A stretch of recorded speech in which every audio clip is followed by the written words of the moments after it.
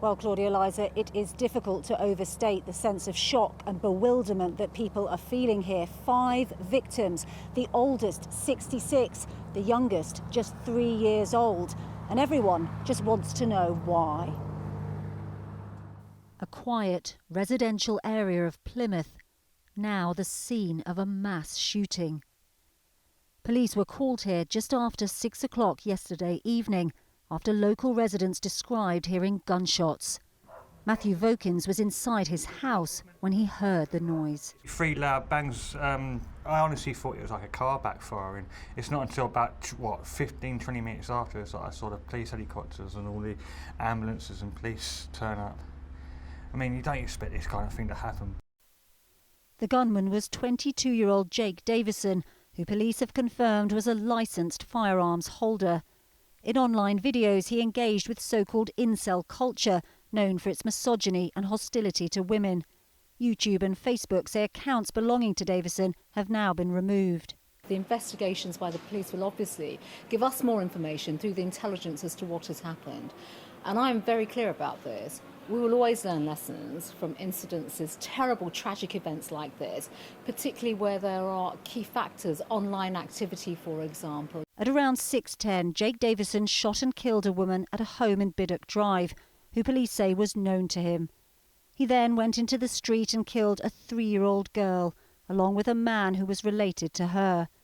Further along the street, he shot 2 local residents who received significant injuries.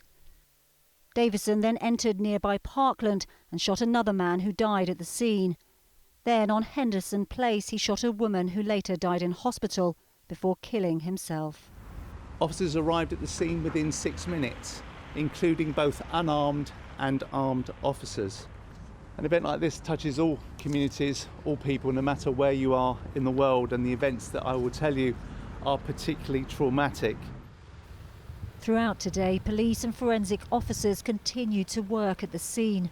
They have recovered a firearm, but say they can't confirm whether it was the pump-action shotgun described by witnesses.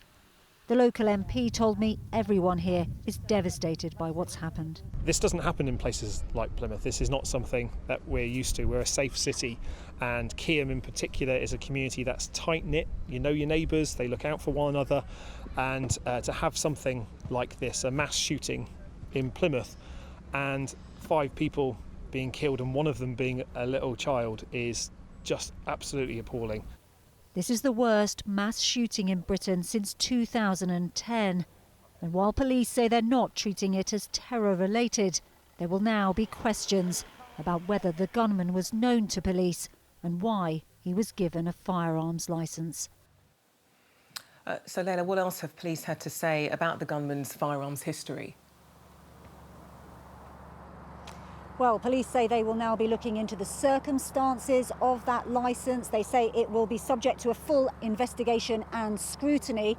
They say they're investigating 13 separate sites here in the local area, and they will be here for a number of days.